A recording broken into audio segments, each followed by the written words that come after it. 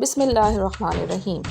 حضرت ابو عبیدہ بن جراح، ان کا چہرہ روشن تھا اور ان کی داڑھی ہلکی تھی۔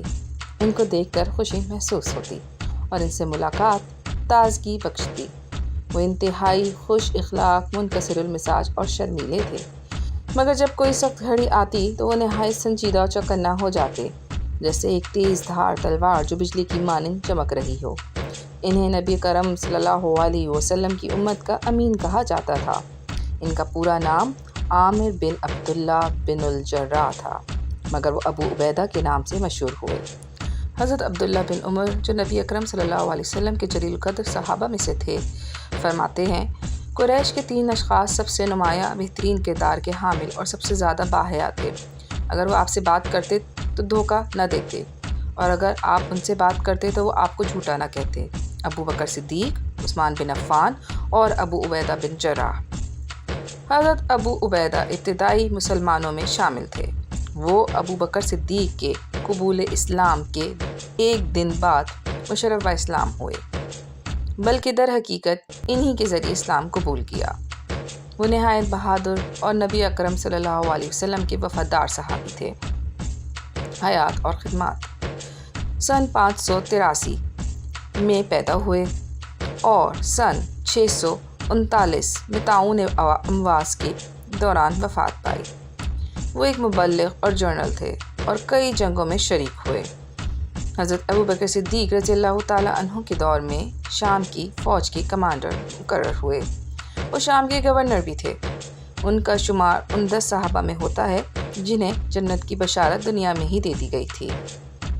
نبی اکرم صلی اللہ علیہ وسلم نے انہیں امین الامہ یعنی امت کا امین قرار دیا۔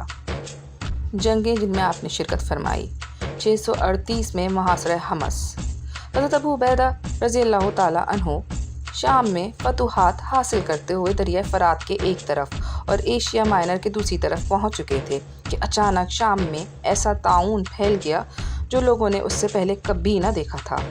حضرت عمر رضی اللہ تعالیٰ عنہ نے ان کے پاس ایک قاصد بھیجا جس میں لکھا تھا، مجھے تمہاری سخت ضرورت ہے۔ اگر میرا خط رات کو پہنچے تو صبح ہونے سے پہلے روانہ ہو جاؤ، اور اگر دن میں پہنچے تو شام سے پہلے روانہ ہو جاؤ، اور جلدی کرو۔ جب حضرت ابو عبیدہ رضی اللہ تعالیٰ عنہ نے یہ خط پڑھا تو فرمایا، میں جانتا ہوں کہ امیر المومنین مجھے کیوں بلانا چاہتے ہیں۔ وہ مجھے اس مصیبت سے بچانا چاہتے ہیں، لیکن میں اپنے مسلمان لشکر کے ساتھ ہوں اور ان سے الگ ہو کر اپنی جان نہیں بچانا چاہتا۔ جب اللہ کا حکم آئے گا تو میں ان کے ساتھ ہی رہوں گا، لہٰذا جب میرا خط آپ کو ملے تو مجھے میری ذمہ داری سے سبکدوش کر دیجیے اور مجھے یہیں رہنے کی اجازت دیجیے۔ جب حضرت عمر رضی اللہ تعالیٰ عنہ نے یہ خط پڑھا تو ان کی آنکھوں سے آنسو بہنے لگے۔ لوگوں نے پوچھا، کیا حضرت ابو عبیدہ کا انتقال ہو گیا اے امیر المومنین؟ حضرت عمر رضی اللہ تعالیٰ عنہ نے فرمایا، نہیں، لیکن موت ان کے قریب ہے۔ حضرت عمر کی یہ بات سچ ثابت ہوئی۔ جلد ہی حضرت ابو عبیدہ طاعون میں مبتلا ہو گئے۔ جب ان پر موت کی گھڑیاں آن پہنچیں تو انہوں نے اپنے لشکر کو نصیحت کرتے ہوئے فرمایا، میں تمہیں نصیحت کرتا ہوں جو ہمیشہ تمہیں بھلائی کی راہ پر گامزن رکھے گی۔ نماز قائم رکھو، رمضان کے روزے رکھو، صدقہ دیتے رہو، حج اور عمرہ ادا کرو، آپس میں متحد رہو اور ایک دوسرے کی مدد کرو، اپنے حکمرانوں کے خیر خواہ بنو اور ان سے کسی بات کو نہ چھپاؤ۔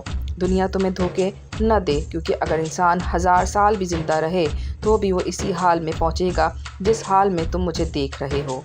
اللہ کی سلامتی اور رحمت تم پر ہو۔